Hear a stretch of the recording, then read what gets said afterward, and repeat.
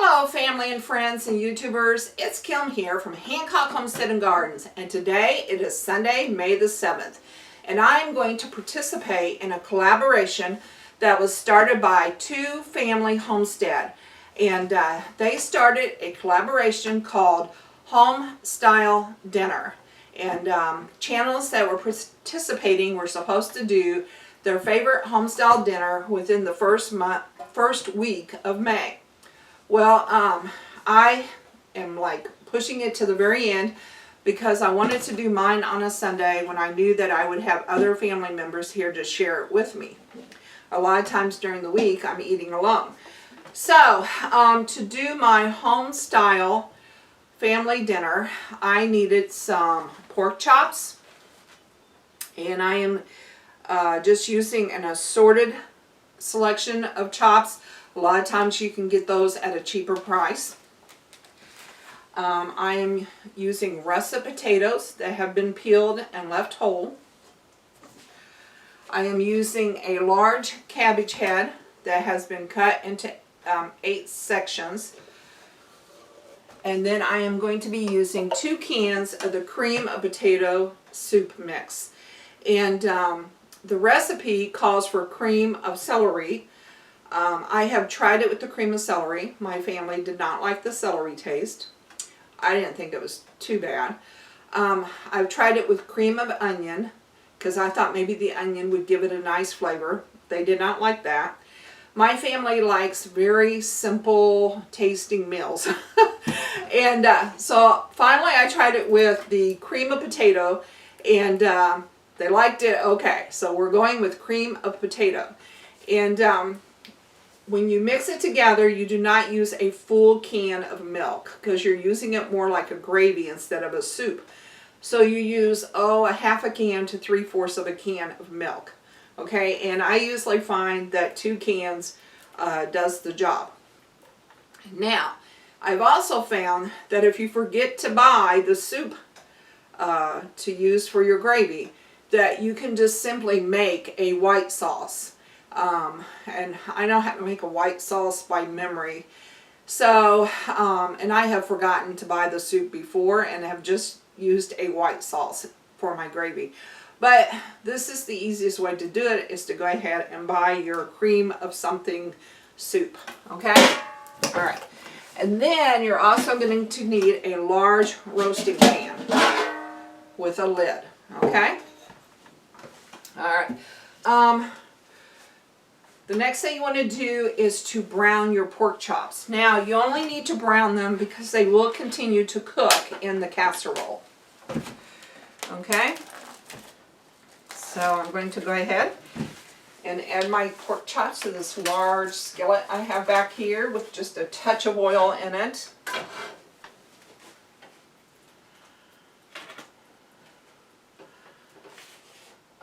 Some people like to bread their pork chops before adding them to the casserole. I choose not to do that. We like ours just plain. So, and then some of these larger pieces I like to cut into halves so that I can get 8 servings. So that's your goal, is to have 8 servings. That's why you have 8 to 10 potatoes peeled, and you have 8 slices of the cabbage. So let me get these cut up.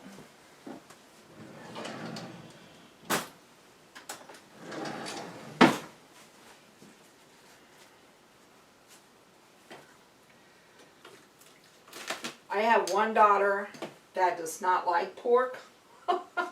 So she just eats the potatoes and the cabbage. All right.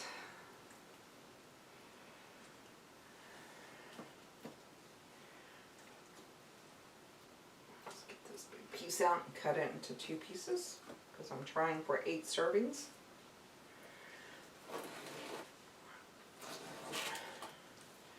Of course, you would not need to do this. I mean, this is just what you call a piecemeal. Back in the Depression especially, when they were trying to conserve food, they would do what they would call piece meals. And that would be where they would make sure that you had a serving. So I need a piece of meat, a chunk of cabbage, and a potato. So I'm piecing it out so that each person gets their serving.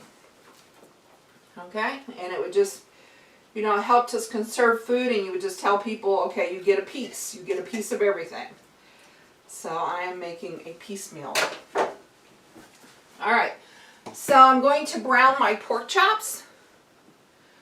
Like I said, I'm not cooking them all the way. I'm just going to get them brown.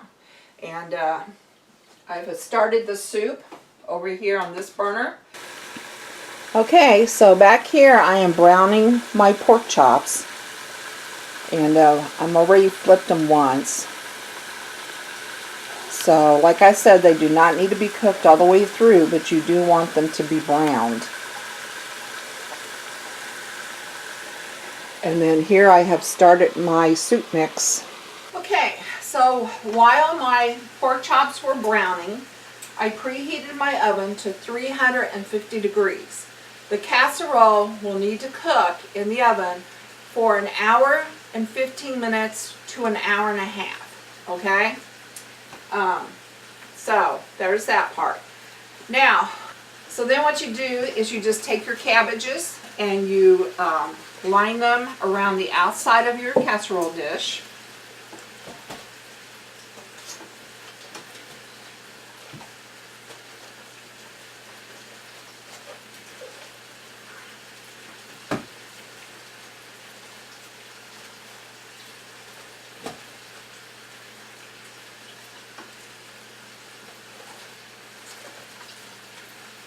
Okay, like so. Okay, and then you take your potatoes and you put them in.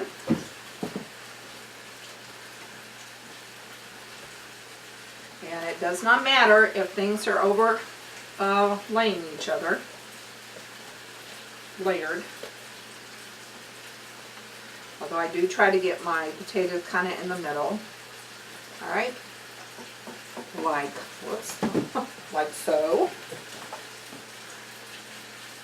Okay. And then you take your warmed up soup mix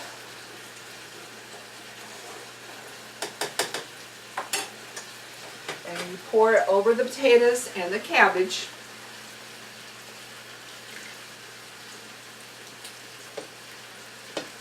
Like so, just like you would a gravy mix or a white sauce. Okay. Alright, there we go.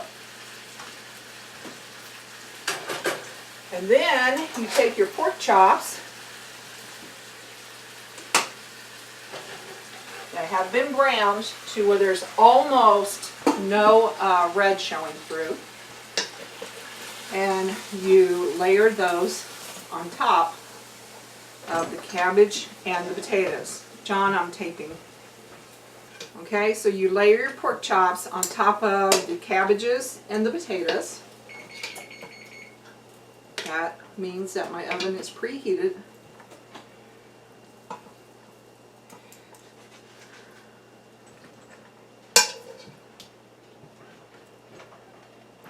Alright, and then the meat juices, the fat and the juices will drip down into this mixture and add even more flavor.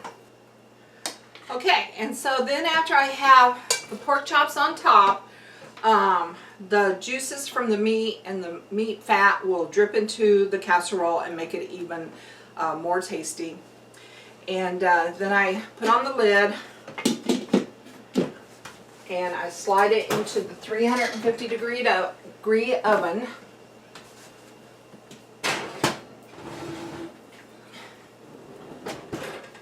And it cooks for an hour and 15 minutes to an hour and a half. And then I'll be back to show you the final results. Okay, family and friends. So the casserole has been in the oven for an hour and a half. I had to go the full hour and a half. I don't know whether it's because I had more, or my potatoes were bigger or what, but I did have to go the full hour and a half for mine. And now I'm going to go ahead and get it out of the oven to show it to you.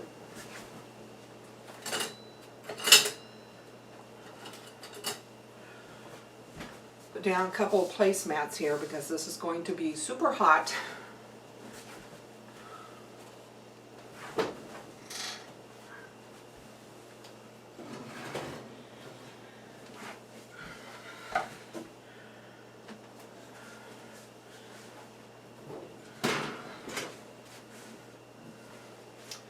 Oh, it smells so good in this kitchen. Oh, did you see the steam? All right, there it is. I'm going to bring you in for a close-up.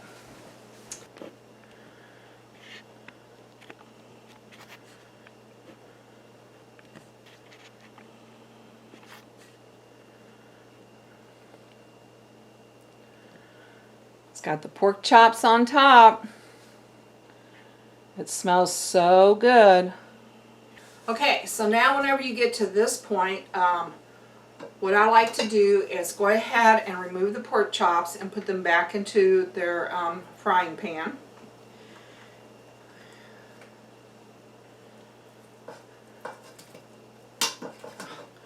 Go on this second. There we go. All right.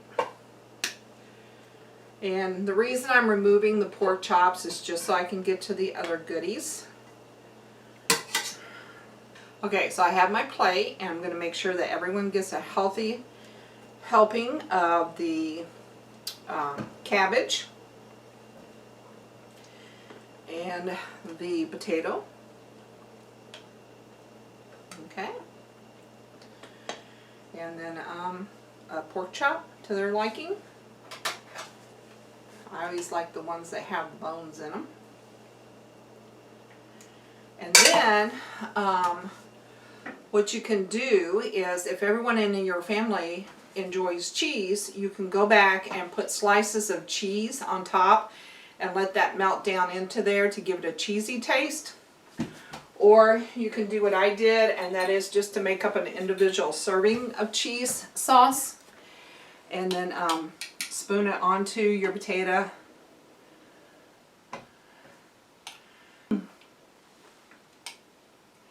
And onto your cabbage, like so. Because I like cheese on mine. It's funny, my daughter, when she was in college at Truman, she had a foreign exchange roommate from France. And she said, "You Americans put cheese on everything." And I thought that was funny. I don't know about we Americans, but I know that here in the Hancock household, yeah, we pretty well put cheese on everything. We like our casserole dishes with cheese. So, this is my Homestyle dinner. Now, my mother used to call it the German Casserole, because my father and his ancestors were from Germany, and this is a dish that his mom used to make all the time. And so my mom just got to where she was calling it the German Casserole, and that's what I continue to call it today. But there we have it. Potato, cabbage, pork. So easy. So easy to make. And so good. Alright, well, I want to thank Two Family Homestead for putting together this collaboration. We have a lot of channels participating, a lot of good meals out there on the internet to look into. And I want to say that I did enjoy making my Homestyle dinner today on Sunday, when I knew I was going to have family here to enjoy it with me. I don't eat that much during the week because I'm here by myself, but on the weekends when I have family coming in, I do enjoy cooking. So, and this is one of the meals that we all like. Alright, well, this is Kim from Hancock Homestead Gardens saying, if you like this video, please give me a thumbs up. And if you want to know more about our homestead and what we do on it, please subscribe. Talk to you later. Bye for now.